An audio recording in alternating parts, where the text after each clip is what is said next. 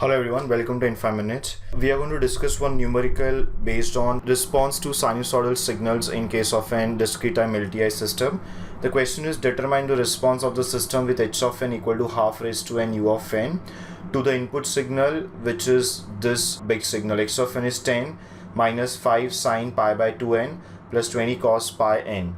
So we are given sinusoidal signal and we have to find out the corresponding response y of n.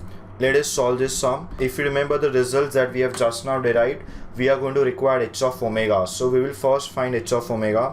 Whenever h of n is given to us, the best way to find h of omega is to first find h of z. A raised to n u of n is nothing but z upon z minus a. Here a is nothing but half. And if I replace z with e raised to j omega, I will get h of omega as e raised to j omega divided by e raised to j omega minus half. So that's h of omega. Now the problem is x of n is not single sinusoidal signal. It is combination of a constant term 10 and two sinusoidal terms. Whenever the input is a constant term 10, let us see what will be its output. And before that, we will also discuss output to sine and cosine terms.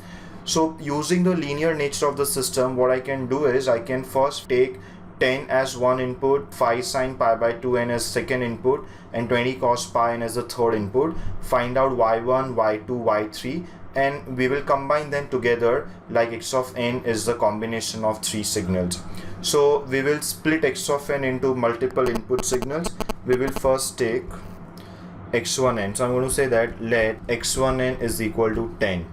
Now I can always write a constant term as 10 cos of omega naught n, where omega naught will be equal to 0, because if omega naught is 0, cos of 0 is 1, so I'll get 10 back. So if x1n is 10 cos omega naught n, the corresponding y1n, according to the relation that we have just now obtained, will be 10 into mod h of omega naught into cos of omega naught n plus phi of omega naught. So we have to find mod h of omega naught, phi of omega naught, put the things here and get y1 of n. Remember, omega naught is 0 for the first case. To find mod h of omega naught and phi of omega naught, I will first find simply h of omega naught. So it is h of omega at omega equal to omega naught, which is 0, and that will become e raised to j0 upon e raised to j0 minus half. And that will be nothing but 1 upon 1 minus half, because e raised to j0 will be 1. So this gives me 1 minus half is half, 1 upon half will be 2. So I get 2, there is no phase part. So that means mod h of omega naught becomes 2 and phi of omega naught, which is the phase part, becomes 0, because the imaginary part is 0 and the real part is positive.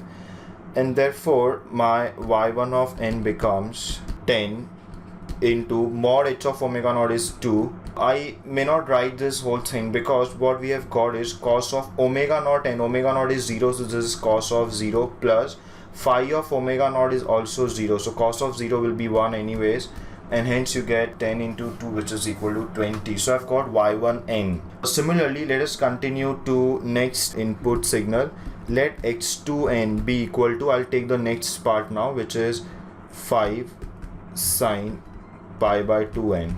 Now this time you can see omega naught is well defined. Sine omega naught of n, omega naught is equal to pi by 2. So if omega naught is equal to pi by 2, then what will be my corresponding y2 of n? Y2 of n will be nothing but 5, because the amplitude of sine term is 5.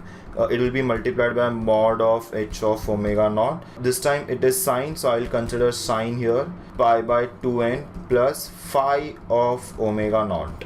So we have to find mod h of omega naught, phi of omega naught, for which we will first find h of omega naught.